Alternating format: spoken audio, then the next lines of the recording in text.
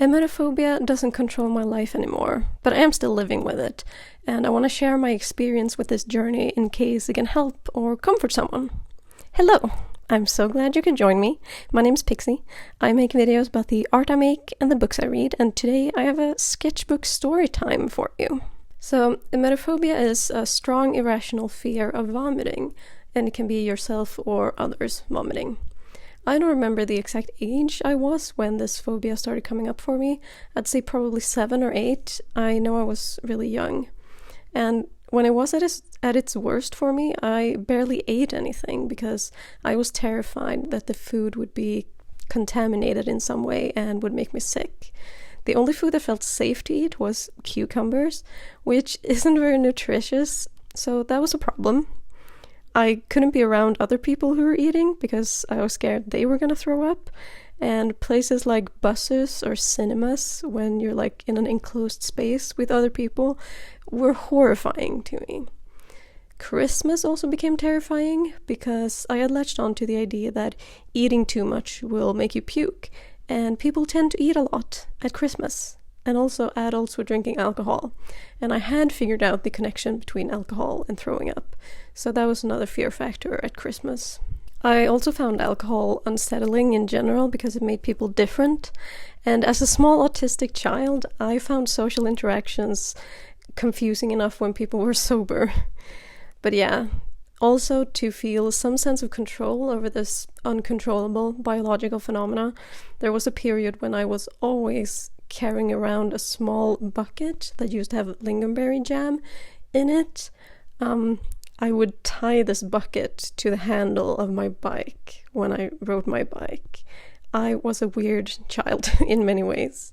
But yeah, that's why I'm drawing a bucket here for that lingonberry jam bucket. And I had been like a book reader even before this, but the onslaught of anxiety that this phobia caused really got me into reading books as a way to get a momentary relief from my own brain, essentially. I also remember that I tried to distract myself with audiobooks on cassette tapes and listening to music. When I was taken to psychologists and psychiatrists, they desperately tried to figure out an inciting incident for this phobia to have developed, but there wasn't any. Like, there was no obvious event that had caused this. My current therapist thinks that it was essentially necessity expressing itself through accident. And what I mean by that is that I was very overwhelmed by the world as a child. It was unpredictable and loud.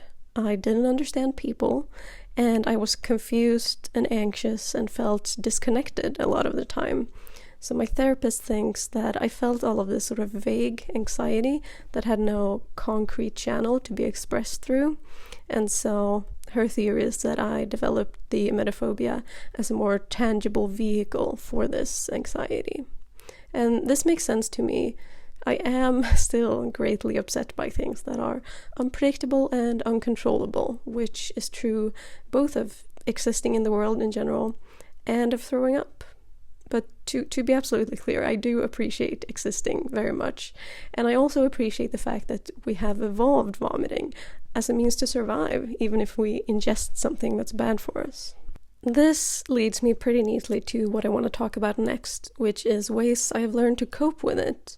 At this point in my life, it sort of vacillates between being an annoying side character in my life and just making an occasional cameo, which is a vast improvement from directing the entire movie.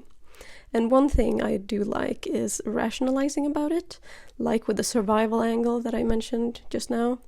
So I'll tell myself things like, I have taken the tram thousands of times and no one has ever thrown up, except that one time when I was the person who threw up on the tram, which I'm really sorry to everyone who was there. So yeah, even if it's possible that this could happen, it's highly unlikely. But rationalizing is really only good enough for like a first step to coping with it, because anxiety, as we know, is not rational. Irrational is in the very definition of a phobia, so you can't rationalize it away. I just personally like doing that little reality check with my intellectual brain, but the real issue is the stress response in your body. And to mitigate that, I do 2/3 things. 1, I like to keep my hands busy with either my mini shark plushie or a fidget toy of some kind. 2, breathing exercises. If you breathe as if you are calm, you can sort of trick your body into thinking that you are calm, or at least calmer. My favorite one is to breathe in while counting to 4, hold that breath, counting to 6, breathe out, counting to 7, and then count to 2 before taking a new breath. The crucial part about it is pausing between inhale and exhale, because that prevents you from starting to hyperventilate and making the anxiety worse. I also really like sucking on a mint because I find the fresh and kind of stinging sensation of it to be grounding as well. So that's what I do these days when the emetophobia makes a cameo in my life. How it got fired from the director position is kind of an underwhelming story because it just took a really long time with a lot of ups and downs and a lot of repetition. And yeah, unfortunately, the gist of it is just exposure therapy. I got through situations that scared me. I threw up myself a number of times. I was coaxed into eating food and experienced firsthand that it was fine.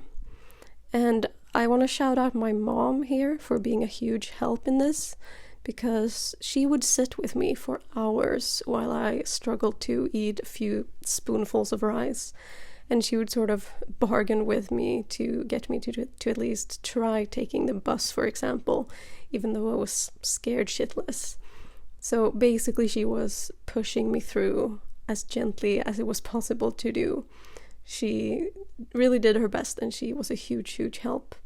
And like, I hated it at the time, to be transparent, but it had to be done, obviously, and it did me a world of good. I actually used to think I was completely rid of the phobia, but when I was 28, I for some reason had a flare-up, and since then it's been this sort of coming and going in waves. But at least it never gets so bad that I am starving anymore, which is great, very helpful.